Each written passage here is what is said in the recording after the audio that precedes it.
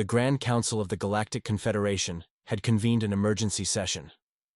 Representatives from over 300 species filled the massive chamber, their worried murmurs creating a cacophony of clicks, whistles, and electronic translations. At the center of the chamber stood Admiral Torque, his blue crystalline form shimmering under the council lights.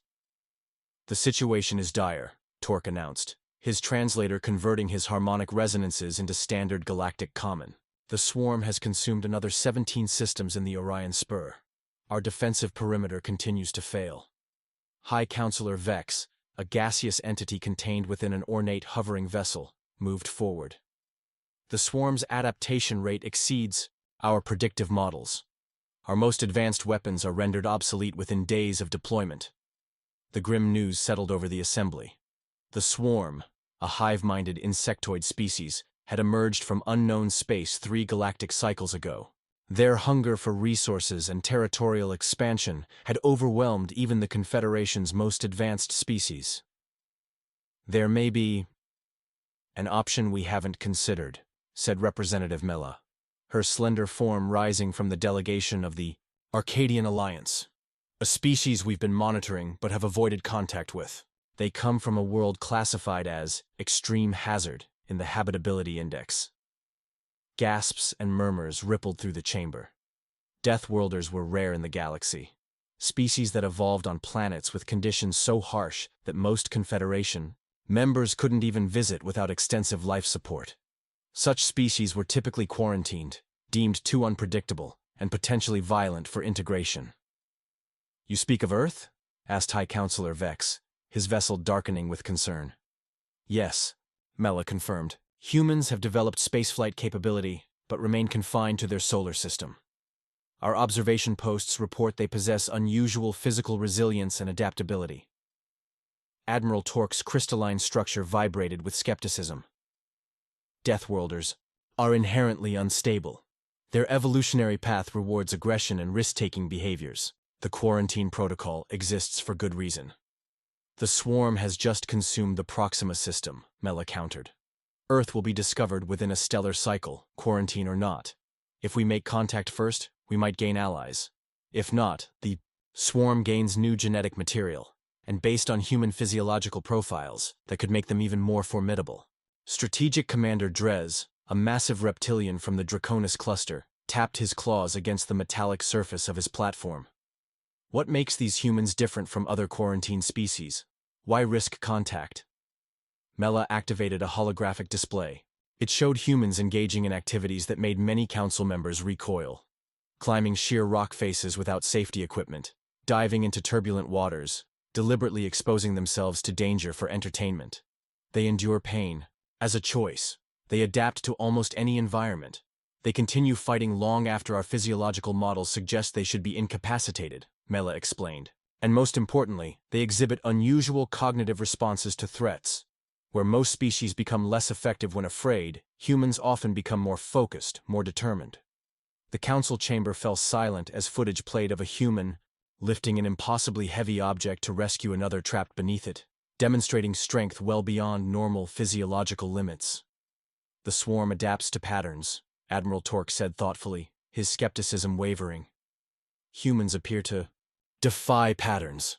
"Precisely," Mela nodded. "To defeat an enemy that learns from every encounter, we need allies who are unpredictable." High Counselor Vex's vessel swirled with conflicting colors. "This proposal requires careful consideration. Breaking the quarantine protocol is not a decision to be made lightly." "We may not have time for careful consideration," Mela replied, grimly. "The swarm doesn't convene councils before it consumes worlds." 3 days later, a Confederation diplomatic vessel dropped out of faster-than-light travel at the edge of Earth's solar system. The small crew consisted of Admiral Torque, Representative Mela, and a contingent of scientists and diplomats. Their mission: make first contact and convince humanity to join a war they hadn't known existed. On the bridge, Mela studied the approaching blue-green planet. "Are the translation matrices calibrated for their languages?" "Yes," replied Krell, the communications specialist. "We've analyzed their broadcast signals. There are multiple dominant languages, but their digital systems use primarily one coding language. which has helped us develop a functional translation framework. Admiral Torque's crystalline form pulsed with nervous energy. Remember, everyone must remain in the environmental chambers when the humans come aboard. Their atmosphere contains nitrogen levels that would be toxic to most of us, and they carry microorganisms that could be dangerous. Their planetary defense systems have detected us, announced the pilot, a tentacled Nautilian. Multiple weapon platforms are tracking our approach. Primitive nuclear weapons and kinetic projectiles, but in sufficient quantity to damage our vessel. Open a broadcast channel, ordered Torque. Before they could transmit, dozens of smaller vessels launched from Earth and its orbital stations, forming a defensive perimeter. The communications array chimed with an incoming transmission. This is General Jack Foster of the United Earth Defense Force. Unidentified vessel, you have entered restricted space. Identify yourself and state your intentions immediately. After the translation completed, Mela stepped forward. General Foster, I am Representative Mela of the Galactic Confederation. We come with peaceful intentions and an urgent matter to discuss with Earth's leadership. There was a long pause before the response came. We're sending coordinates for approach to our orbital diplomatic station. Any deviation from this flight path will be considered hostile action. As they followed the designated path, the crew watched in fascination as they passed Earth's orbital infrastructure, a hodgepodge of various designs and technologies that spoke to humanity's fractious but innovative nature. Look at that, Krell said, pointing to a massive construction project. They're building habitats in space without unified gravity generation. They're just spinning sections to create centrifugal force. Primitive, but effective, noted Torque. Classic Deathworlder approach. Why develop advanced technology when you can brute force a solution? 6 hours later, aboard the orbital diplomatic station, a delegation of humans entered the environmental chamber, designed for cross-species meetings. General Foster led them, accompanied by diplomats and scientists from Earth's major nations. Welcome to Earth space, Foster said, his expression guarded but curious. You're the first extraterrestrial life we've encountered. I hope you'll forgive our caution. Your caution is understandable and prudent, Mela replied through the translator. We would act similarly. Foster smiled thinly. I doubt that. Our scans show your ship has weapons capabilities far beyond ours. You could have destroyed our entire defense fleet before we finished transmitting. Torque's crystalline form flickered with surprise at the human's bluntness. The Confederation does not conquer or destroy other species. That's reassuring, said Dr. Anna Reed, Earth's leading xenobiologist. But it raises the question, why contact us now? You've clearly been observing us for some time. Mela looked at her colleagues, then back to the humans. Because the galaxy faces an existential threat, and our models suggest you might be uniquely equipped to help us fight it. Foster and Reed exchanged glances. What exactly? Foster asked. Makes you think we'd be good at fighting your war? Because, Torque answered gravely, you come from a world that would kill most sentient species within minutes. Your biological adaptations, your psychology, your very way of thinking has been shaped by survival pressures most Confederation species never faced. You're saying we're tough? Foster raised an eyebrow. We're saying, Mela clarified, that you're dangerous. And right now, the galaxy needs dangerous. The briefing room aboard the United Earth battleship Tenacity fell silent as Admiral Torque's presentation ended. The holographic image of a swarm hive ship rotating slowly above the table faded away, leaving the human officers staring at empty space, or rather, at the implications of what they'd just learned. Captain Tom Miller, commanding officer of the Tenacity, was the first to speak. Let me get this straight. These swarm creatures have overwhelmed the defenses of hundreds of technologically superior worlds. They adapt to any weapon used against them within days, and you expect us, with our primitive technology, to somehow make a difference? Yes, Torque replied simply, his crystalline structure gleaming under the room's lights. Miller exchanged looks with his executive officer, Commander Lisa Jones. With all due respect, Admiral, if your energy weapons and gravity manipulation can't stop them, what chance do our kinetic weapons and nuclear warheads have? Representative Mela stepped forward. It's not just your weapons we need, Captain. It's how you think. The swarm has encountered predictable enemies for centuries. Every species in the Confederation approaches problems with certain logical constraints. You humans don't seem to have those same constraints. Dr. Reed, who had joined the mission as Earth's scientific liaison, nodded thoughtfully. You're talking about human unpredictability, our tendency to try solutions that seem irrational. Precisely, Mela confirmed. The swarm's greatest advantage is its adaptive capability, but that adaptation follows patterns based on efficiency and logical progression. Our analysts believe human problem-solving often defies those patterns. Lieutenant Marcus Rodriguez, weapons officer of the Tenacity, leaned forward. So you want us to be unpredictable? I can work with that. A smile played at the edges of his mouth. We humans have elevated crazy enough to work to an art form. There's another factor, Torque added. Physical resilience. Most Confederation species evolved in stable, forgiving environments. When faced with extreme conditions, pain, atmospheric pressure changes, gravity fluctuations, our combat effectiveness drops precipitously. And we're used to suffering, Commander Jones said bluntly. Earth's gravity is higher than standard. Our atmospheric pressure fluctuates wildly, and we evolved as persistence hunters who can keep going despite pain and exhaustion. Exactly, Mela nodded. The swarm has never encountered a species with your particular combination of traits. Captain Miller stood up, pacing the length of the conference table. How long do we have before the swarm reaches our solar system? Their current rate of expansion, approximately 6 Earth months, Torque replied. And if we help you fight them elsewhere? Then perhaps never, Mela said. If we can halt their advance and push them back, Earth might be spared entirely. Miller nodded sharply. I'll need to consult with Earth Command, but speaking for my crew, I believe we're in. Not just because we want to protect Earth, but because if what you've shown us is accurate, then these swarm creatures are a threat to all life. 3 weeks later, the Tenacity and 5 other Earth battleships accompanied the Confederation fleet to the defensive line at Proxima Centauri. The human vessels looked crude compared to the sleek Confederation ships, bulky, over-engineered, with obvious weapons systems protruding from their hulls. As they approached the battle zone, Lieutenant Rodriguez studied the tactical display. Their hive ships are massive, he whispered. Each one's bigger than Manhattan. Size just makes them easier to hit, Captain Miller replied, his voice steady despite the odds they faced. Combat stations. Let's show the Confederation what Deathworlders can do. As the human ships moved into formation with the Confederation fleet, Admiral Torque watched from his command vessel with equal parts hope and apprehension.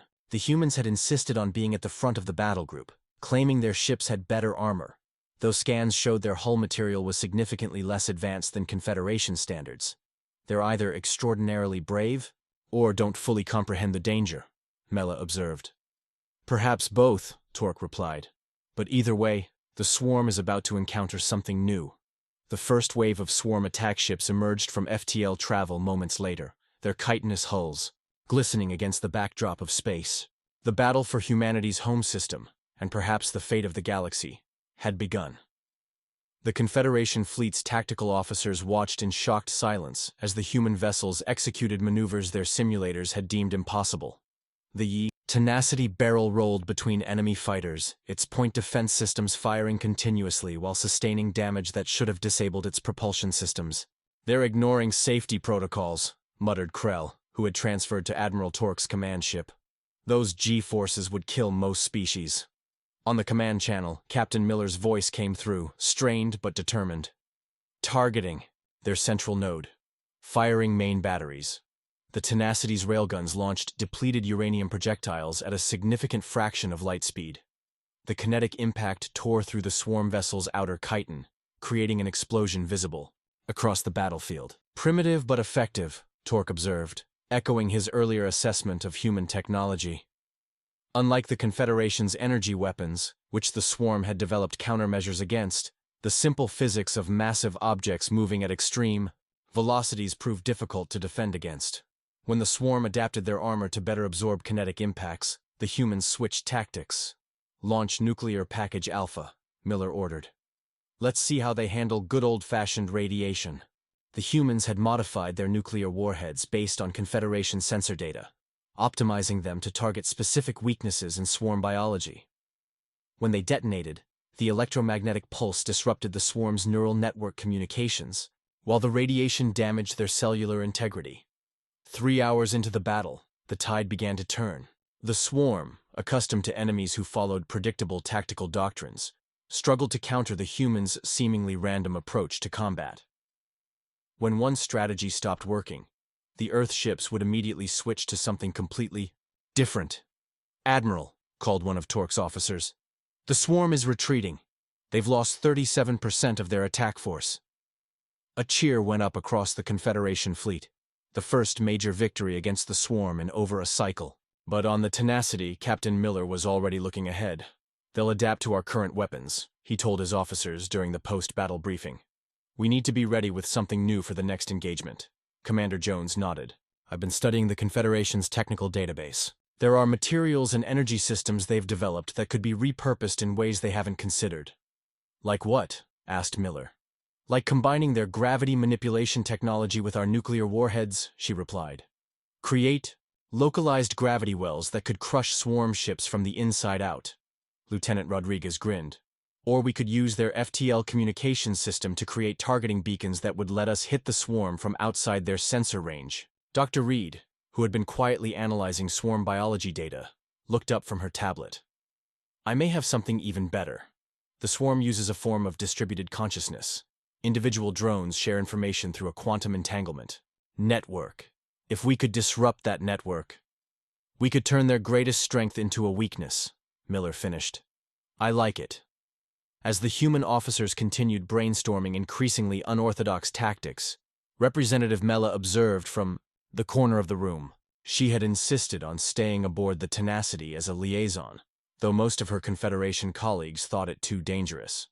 "Your species approaches problems differently than any I've encountered," she told Miller later as they walked. The damaged corridors of the ship. Repair crews worked frantically around them, welding, rewiring, and replacing damaged systems. "How so?" Miller asked, pausing to check on an injured crewman who waved off his concern with a thumbs up. "When most species face adversity, they seek to minimize risk and loss," Mella explained. "You humans seem to lean into the danger.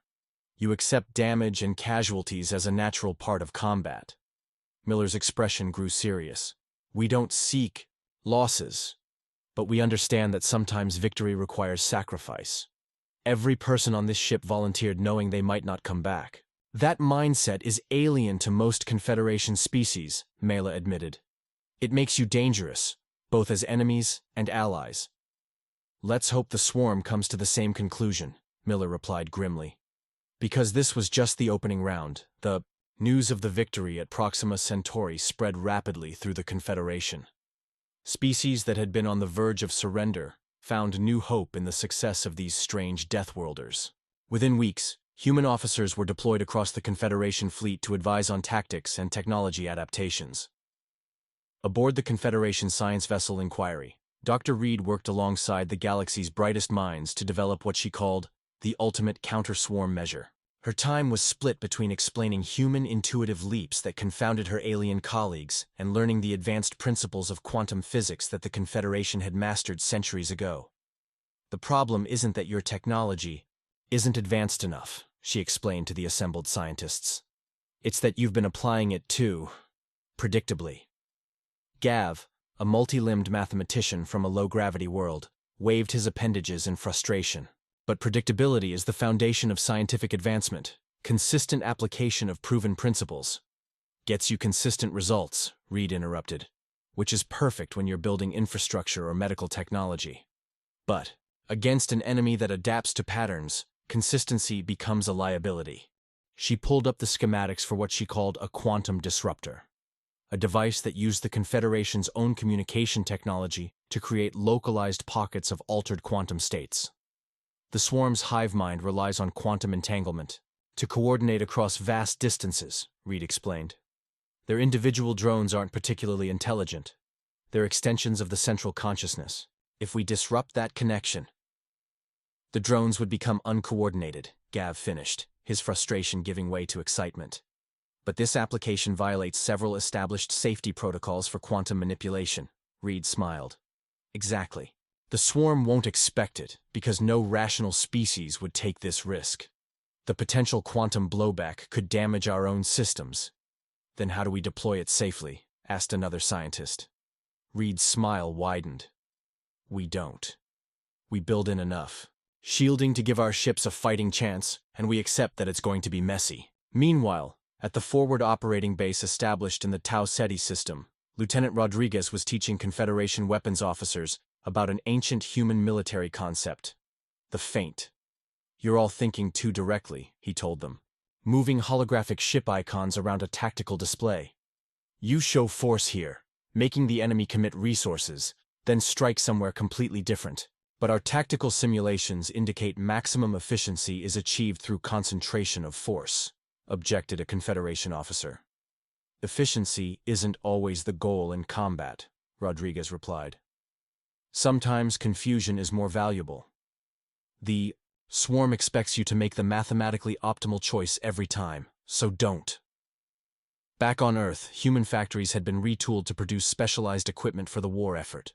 Guided by Confederation technical specifications, but implemented with human ingenuity, these hybrid technologies were being mass-produced at a pace that astonished the alien observers. General Foster, now coordinating Earth's military response, gave Torque and Mela a tour of one such facility. Workers in protective suits assembled devices combining Earth metals with Confederation exotic materials. Your people build like they're racing against time, Torque observed. We are, Foster replied. Simply, humans have always lived with the knowledge that our time is limited. It makes us efficient in our own way. These production methods sacrifice longevity for speed, Mela noted, watching as workers skipped non-essential quality checks to move products more quickly down the line. Foster shrugged. These weapons don't need to last for centuries. They just need to work long enough to kill swarm ships. 3 months after the first battle, the combined human and Confederation fleet prepared for a major offensive. Intelligence gathered by stealth vessels indicated the swarm was massing for an attack on the Epsilon Eridani system, a crucial supply hub for the Alliance. Captain Miller, now promoted to fleet commander, addressed the assembled captains of both human and alien vessels. The Tenacity, patched up and retrofitted with hybrid technology, had become his flagship. The swarm thinks it knows what we're going to do, Miller told them. They've studied our previous engagements and adapted their tactics accordingly. So, we're going to do something completely different this time. He outlined a battle plan so unconventional that many of the Confederation captains initially thought it was a translation error.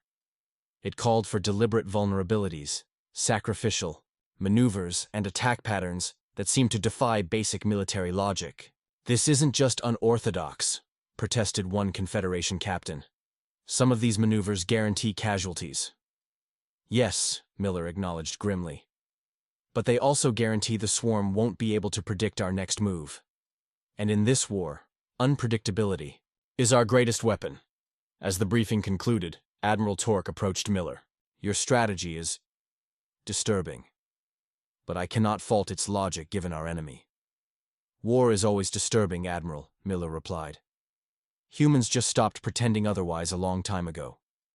The Battle of Epsilon Eridani would later be studied in military academies across the galaxy as the turning point in the Swarm War. It began with what appeared to be a catastrophic error. 3 human vessels breaking formation and drifting into swarm territory with minimal power signatures. They're being captured rather than destroyed, observed Krell from the tactical station on Admiral Torque's command ship. The swarm wants to analyze their technology. Exactly as Commander Miller predicted, Torque replied, though his crystalline form flickered with concern for the human crews. What the swarm didn't realize was that the seemingly disabled ships were Trojan horses. Once drawn into the heart of the swarm fleet, they initiated their fusion drives at maximum capacity, not to escape, but to overload. The resulting explosions created electromagnetic pulses that temporarily disrupted the swarm's neural network across a vast area. In that moment of confusion, Dr. Reed's quantum disruptors were activated across the Alliance fleet. The effect was immediate and devastating. Swarm vessels began moving erratically, colliding with one another as their coordinated movements dissolved into chaos. Now! Miller's voice came through the command channel. All ships execute attack pattern Chaos Prime. The Alliance fleet split. into seemingly random attack vectors, each targeting different sections of the disorganized swarm. Human vessels led the most dangerous assaults, their crews somehow maintaining combat effectiveness despite G-forces and radiation levels that would incapacitate most Confederation species. "They're not just accepting damage," Mela said wonderingly as she watched the tactical display from the Tenacity's bridge. "They're using it." She was right. Human captains were deliberately taking hits on reinforced sections of their ships, using the kinetic energy transferred from swarm impacts to alter their trajectories without expending fuel. It was a technique no Confederation tactician had ever considered, treating damage as a resource rather than something to be avoided at all costs. The battle raged for 27 hours. Alliance vessels rotated crews to allow for rest while human ships operated continuously, their crews stimulated by chemical compounds that Confederation medical officers considered dangerous but effective. When it was over, the swarm had lost over 60% of its forces in the sector. The Alliance fleet had suffered significant damage and casualties, particularly among the human ships, but had achieved a victory few had thought possible. As the fleet regrouped to assess damage and treat the wounded, Admiral Torque called an emergency meeting with the High Command. Representatives joined virtually from across Confederation space. "The swarm is retreating on multiple fronts," Torque reported. For the first time, they appear to be genuinely confused. "High Counselor." Vex's holographic form swirled with cautious optimism. "Could this truly be the beginning of the end?" "No," Miller said firmly, surprising the Confederation leaders with his bluntness. "This is just the end of the beginning. The swarm is adapting even now. Our current tactics and technologies will be less effective next time." "Then what do you suggest, Commander?" asked Vex. "Escalation," Miller replied without hesitation. "We hit them harder, in more unpredictable ways, before they can fully analyze what happened here." He outlined a plan so aggressive that many Confederation leaders recoiled. It called for pressing the advantage immediately, committing reserves thought necessary for defense, and deploying experimental weapons that hadn't completed safety testing. "This plan violates our most basic strategic doctrines," protested one admiral.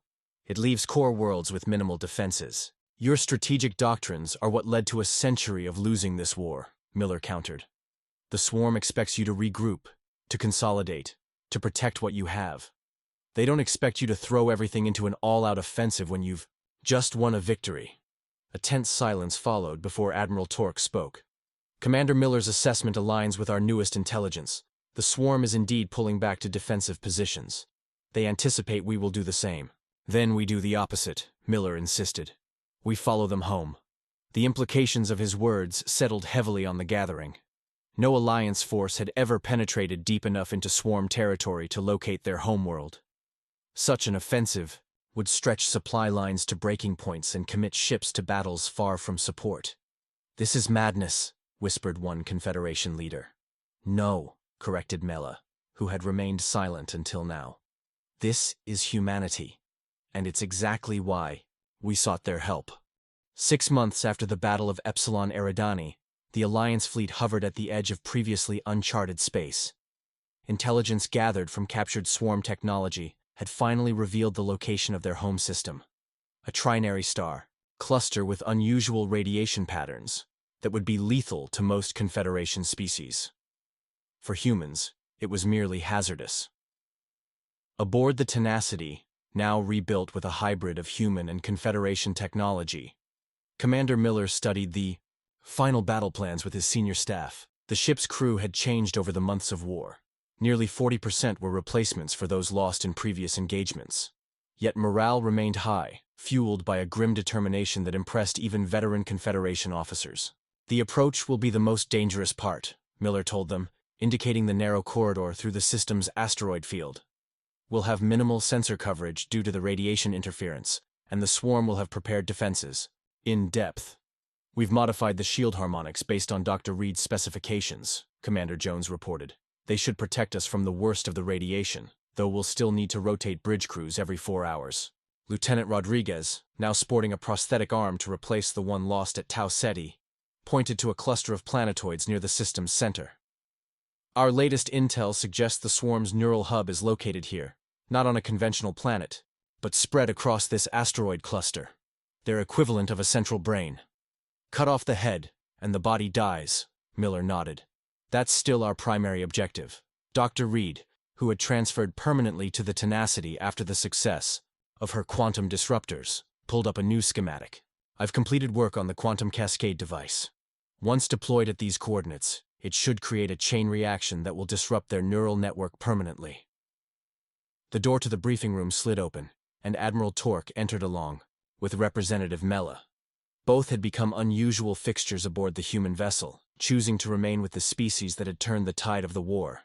The Confederation Council has approved the final assault, Torque announced, his crystalline form pulsing with solemn blue light. All ships are committed. Miller nodded grimly.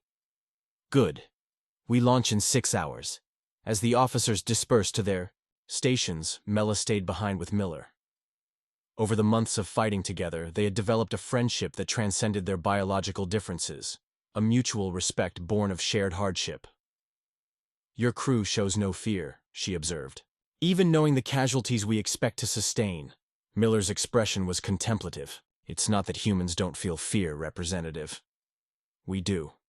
Probably as intensely as any species. We've just learned to use it rather than be paralyzed by it.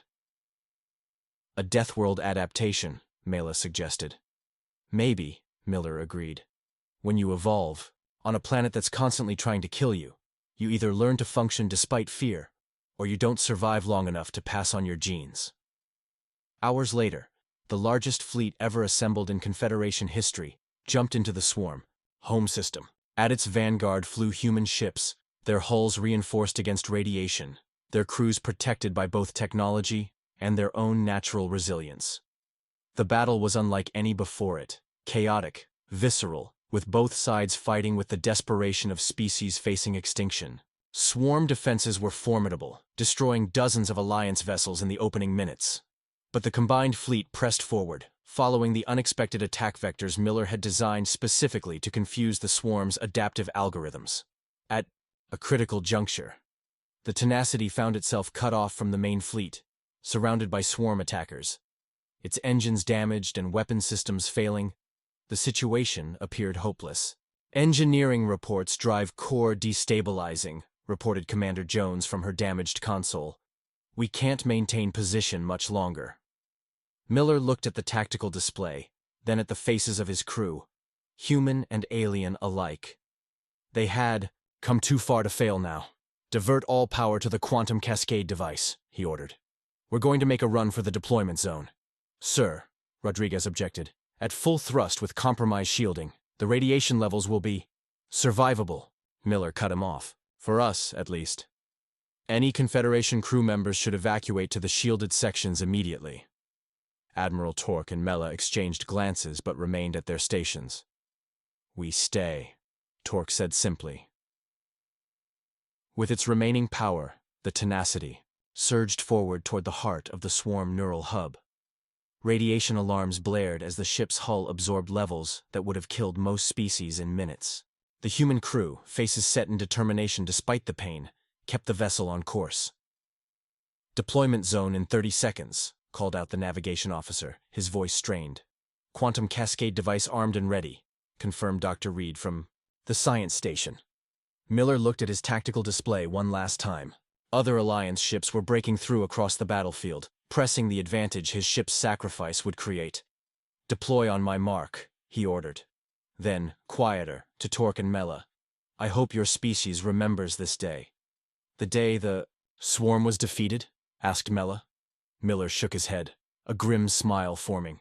No, the day the universe learned why Deathworlders were quarantined in the first place. Mark! The quantum cascade device launched, penetrating deep into the asteroid cluster before detonating. The effect was immediate and catastrophic for the swarm. Their neural network collapsed in a cascade of quantum disruption, leaving billions of drones suddenly disconnected from the hive mind that had controlled them since birth. Across the battlefield, swarm ships stopped in place or began moving erratically. The coordinated defense that had held back the Confederation for a century disintegrated in minutes. The Tenacity, systems failing and hull compromised, limped away from the neural hub as Alliance vessels moved in to complete the destruction of the now disorganized swarm forces. In the aftermath, as casualty reports came in and damage was assessed, the Confederation Council convened to discuss the future of their relationship with humanity. The humans had proven themselves invaluable allies, but also potentially the most dangerous species the galaxy had ever known. They don't think like us, one counselor argued. Their willingness to sacrifice, to endure conditions no rational species would tolerate, to inflict violence when necessary. These are traits that made them perfect for fighting the swarm, but what about peace?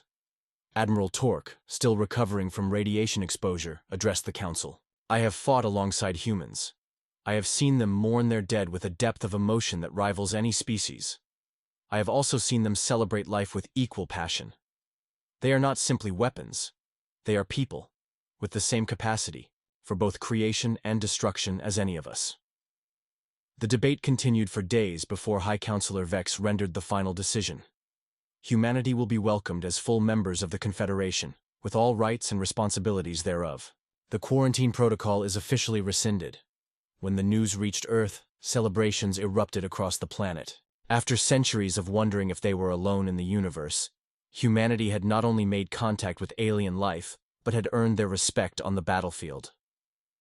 On the observation deck of the newly repaired Tenacity, Commander Miller stood, with Mela, watching Earth grow larger in the viewscreen as they approached home. Your world is beautiful, she said. I never understood before why a species would cling so fiercely to such a dangerous planet. Miller smiled. It's dangerous, yes, but it's ours. It made us who we are. And who are you truly? Mela asked. Now that the war is over? Miller considered the question, watching the blue-green planet that had forged his species through millions of years of hardship and challenge. We're explorers, builders, dreamers, he said finally. The same as you, but we've been shaped by a world that never gave us the luxury of complacency. We had to fight for every step of our evolution. And now, Mela asked, what will humanity do with peace? Miller's gaze remained fixed on Earth. Build, explore, push boundaries.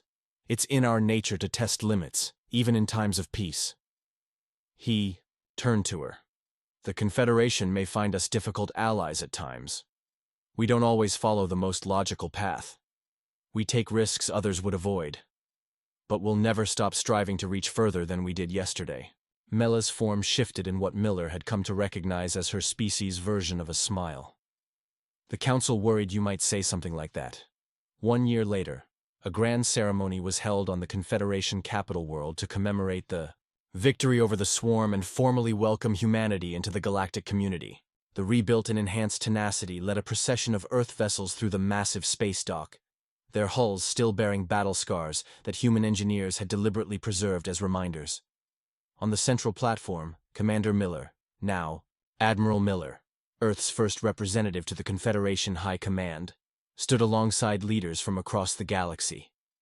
High Counselor Vex hovered nearby, his gaseous form swirling with ceremonial colors. Today marks not just the end of a terrible war, Vex's amplified voice resonated across the gathering, but the beginning of a new era of cooperation and understanding. The species we once quarantined out of fear has proven to be the salvation of us all. As the formal speeches continued, Admiral Torque approached Miller. Your exploration vessels are already pushing into previously uncharted regions, he observed, his crystalline structure now permanently altered from the radiation. Exposure he'd survived, a badge of honor among his people. 17 expeditions launched last month alone, Miller confirmed. Now that we know what's out there, we can't help but want to see it all. And the military vessels that accompany them? Torque asked pointedly. Miller smiled. Protective escorts. The swarm may be defeated, but the galaxy is vast. Who knows what else is out there? Indeed, Torque agreed. The Confederation has mapped barely 30% of the Milky Way. Much remains unknown. Unknown doesn't mean threatening, Miller reassured him. But on Earth, we have a saying, better safe than sorry. Later, as the ceremonial fleet prepared to depart, Dr. Reed joined Miller on the Tenacity's observation deck. Her work combining human ingenuity with Confederation science had earned her the highest civilian honors from both Earth and the Confederation Council. The xenobiology teams are buzzing about the Campbell expedition's findings in the Perseus arm, she told him excitedly. Life forms adapted to environments we never imagined possible. Some of the Confederation scientists wanted to classify them as extreme hazard species, but I reminded them how that turned out last time. Miller laughed. I imagine that quieted them down. For now, Reed agreed. Old habits die hard. Fear of the unknown is a powerful instinct, even for species that consider themselves beyond such primitive emotions.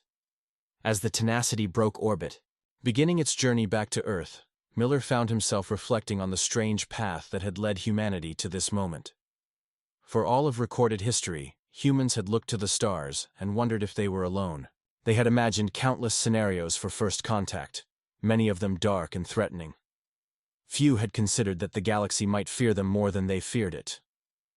"Admiral," called the communications officer. "We're receiving a priority message from Earth Command.